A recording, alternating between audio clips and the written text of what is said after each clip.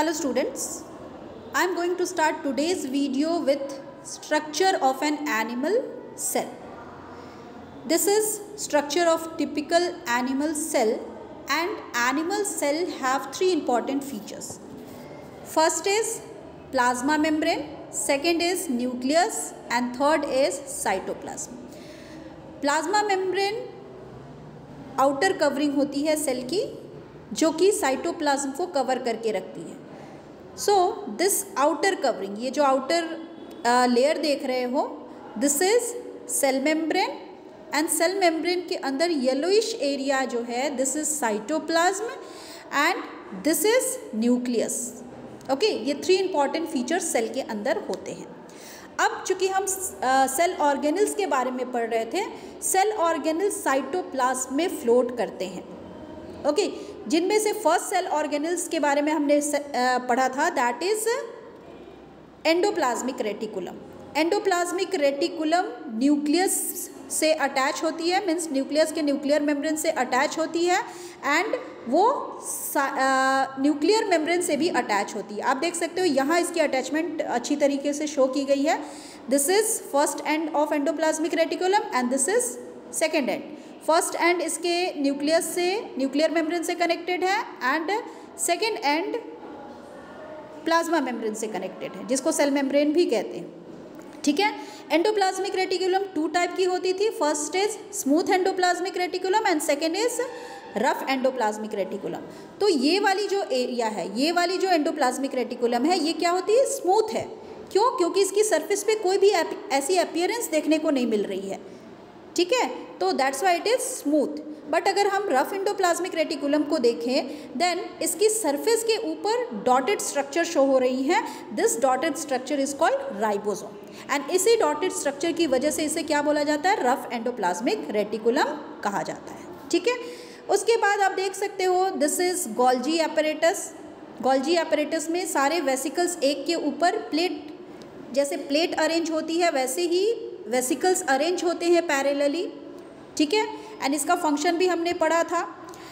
Now this is mitochondria. Mitochondria के बारे में भी हमने पढ़ा है. Mitochondria is power house of the cell. आज की क्लास में हम प्लास्टिड्स के बारे में पढ़ेंगे एंड वैक्यूल के बारे में पढ़ेंगे. ओके, सबसे पहले माइटोकॉन्ड्रिया, हालांकि हम पढ़ चुके हैं इसके बारे में, फिर भी मैं आपको बताना चाहूँगी. माइटोकॉन्ड्रिया डबल मेम्ब्रेनस स्ट्रक्चर होती है. इसकी आउटर मेम्ब्रेन पोरस होती है, मीन्स छोटे छोटे होल्स होते हैं and inner membrane highly folded होती है. ठीक है, ये जो फोल्ड्स होती हैं एक सरफेस एरिया प्रोवाइड करती है जहाँ पे एटीपी जनरेटिंग केमिकल रिएक्शंस होते हैं. What is full form of ATP? Full form of ATP is adenosine triphosphate. ठीक है, एंड एटीपी को एनर्जी करेंसी भी कहते हैं सेल का. That's why mitochondria are called power house of the cell, क्योंकि ये पावर जनरेट करता है. एंड माइटोकॉन्ड्रिया का खुद का डीएनए भी होता है एंड राइबोसोम्स भी होते हैं. चूँकि राइबोसोम्स अपनी प्रोटीन सिंथेसाइज कर पाते हैं, देयरफॉर ये जो माइटोकॉन्ड्रिया है अपनी प्रोटीन खुद सिंथेसाइज कर सकता है. अब ये जो न्यू सेल ऑर्गेनल है प्लास्टिड्स, इसके बारे में पढ़ने जा रहे हैं. प्लास्टिड्स केवल एंड केवल प्लांट सेल में प्रेजेंट होते हैं. Plastids can be divided into two parts. First is chromoplast, second is leucoplast. Chromoplast two words से मिलके बना है, chromo plus plast. Chromo means color, okay, and plast means plastids. तो chromoplast basically क्या है? colored plastids के बारे में बात की गई है इसमें. तो plastids जिनमें पिगमेंट्स प्रेजेंट होते हैं, क्लोरोफिल पिगमेंट अगर प्रेजेंट हो जो कि हरे कलर का होता है, ग्रीन कलर का होता है, उसको बोलते हैं क्लोरोप्लास्ट. तो क्लोरोप्लास्ट में जो ग्रीन पिगमेंट क्लोरोफिल होता है उसकी वजह से लीफ ग्रीन दिखाई देती हैं. ठीक है, क्लोरोप्लास्ट बहुत ही इंपॉर्टेंट है for photosynthesis in plants and chloroplast also contain various other pigments like yellow और ऑरेंज. आपने येलो एंड ऑरेंज कलर की भी प्लांट देखी होगी, तो उनमें क्या होते हैं? दूसरे टाइप के पिगमेंट, उनमें क्लोरोफिल ना होकर कोई और पिगमेंट प्रेजेंट होता है जिसकी वजह से उनका कलर येलो एंड ऑरेंज होता है. ठीक है, ल्यूकोप्लास्ट की बात करें, देन ल्यूकोप्लास्ट इज वाइट और कलरलेस प्लास्टिड्स एंड फंक्शन इसका क्या है? It stores material such as oils, proteins, fats etcetera. Oils को स्टोर करता है, प्रोटीन्स को स्टोर करता है एंड फैट को स्टोर करता है। अगर हम इसकी स्ट्रक्चर देखें देन प्लास्टिड्स जो होते हैं वो भी डबल मेम्ब्रेनस होते हैं एंड इस डबल मेम्ब्रेनस स्ट्रक्चर के अंदर एक लिक्विड टाइप का, liquid means jelly like substance होता है जिसको मैट्रिक्स कहते हैं, ठीक है। एंड इस मैट्रिक्स, ये जो मैट्रिक्स होता है साइंस की लैंग्वेज में इसको स्ट्रोमा कहते हैं and it is site for enzymatic actions. यहाँ पे जितने भी एंजाइमेटिक एक्शंस होते हैं वो इसी स्ट्रोमा में होते हैं। तो सबसे पहले आप इसको क्लियर करो, मैट्रिक्स क्या है? एक जेली लाइक एरिया है जिसको स्ट्रोमा कहा गया एंड ये साइट है क्या चीज़ की? एंजाइमेटिक एक्शंस की है, ठीक है। यानी यहाँ एंजाइम की बहुत सारी रिएक्शंस होते हैं।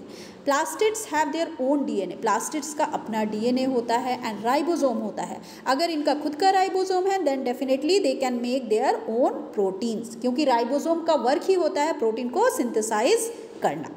Okay, last cell organelle is vacuole. It is storage sac for solid और लिक्विड कंटेंट्स। जितने भी सॉलिड और लिक्विड्स होते हैं उनको स्टोर करने का काम वैक्यूल करता है, ठीक है। दैट्स वाई यहाँ लिखा हुआ है स्टोरेज सैक। सैक मीन्स बोरी लाइक स्ट्रक्चर, ठीक है।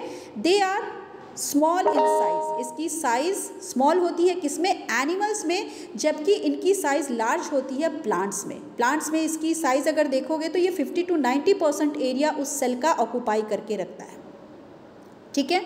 It provide turgidity and rigidity to the cell, ये सेल को रिजिड बनाता है, उसको टर्जिड बनाता है। ओके, अब यहाँ पे क्वेश्चन आता है कि अपने वैक्यूल के अंदर वो क्या क्या चीज़ स्टोर करके रखता है। बहुत सारे सब्सटेंस हैं जो प्लांट में बनते हैं, जैसे amino acids, sugars, various organic acids means plant acid and some proteins are stored in vacuoles. अब अमीबा में भी आपने देखा होगा फूड वैक्यूल होते हैं, बट उस फूड वैक्यूल का क्या फंक्शन होता है? जो भी उसके अंदर फूड आइटम प्रेजेंट है उसको डाइजेस्ट करना, ठीक है। एंड जो भी फूड अमीबा कंज्यूम करता है वो उसके फूड वैक्यूल में ही जाके स्टोर होते हैं। क्लियर? वंस अगेन, कौन कौन सी सब्सटेंसेस वैक्यूल में स्टोर होती है? Amino acids, sugars, various organic acids. तो ये ऑर्गेनिक एसिड्स जो होते हैं ना, ये बहुत ही सॉफ्ट एसिड्स होते हैं। जैसे कि ये प्लांट्स में, फ्रूट्स में आपको जो एसिड्स मिलते हैं, जैसे आपके लेमन हो गए, उसमें क्या है? साइट्रिक एसिड होता है, ठीक है ना। दैट्स वाई इन टाइप ये जो खट्टे फ्रूट्स होते हैं इनको साइट्रस फ्रूट भी कहते हैं। तो ये ऑर्गेनिक एसिड हुए, ये बहुत ही सॉफ्ट एसिड्स होते हैं, डाइल्यूट एसिड्स होते हैं, ठीक है। मैं माइट्रोकॉन्ड्रिया की स्ट्रक्चर आपको फिर से शेयर कर रही हूँ। आप देखो, इसमें माइट्रोकॉन्ड्रिया डबल मेम्ब्रेनस हैं। This is outer membrane, this is inner membrane. Outer membrane porous होती है, इनर मेम्ब्रेन हाईली फोल्डेड होती है, ठीक है। इनर मेम्ब्रेन के पास देखो ब्लू कलर की जो एरिया दिख रही है, दिस इज़ मैट्रिक्स, ठीक है। एंड ये फोल्डेड एरिया है, इसको हम क्रिस्टी कहते हैं। प्लास्टिड की स्ट्रक्चर है, हमने बताया जो क्लोरोप्लास्ट, जो प्लास्टिड्स होते हैं वो मैट्रिक्स, ये देखो आप जो ब्लैकिश स्ट्रक्चर है, दिस इज़ मैट्रिक्स, जो कि जेली लाइक सब्सटेंस होती है, ठीक है। इसको स्ट्रोमा बोलते हैं। एंड ये ग्रीन कलर की प्लेट लाइक स्ट्रक्चर एक दूसरे के ऊपर अरेंज है, इसको बोलते हैं स्ट्रोमा, सॉरी ग्रेना।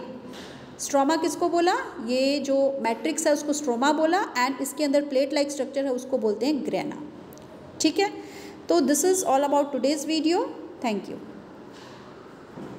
आप लोगों के लिए एक इम्पॉर्टेंट अनाउंसमेंट है, वेंसडे को आपकी लाइव क्लास में इस चैप्टर का टेस्ट होगा, so be prepared for this test. Thank you.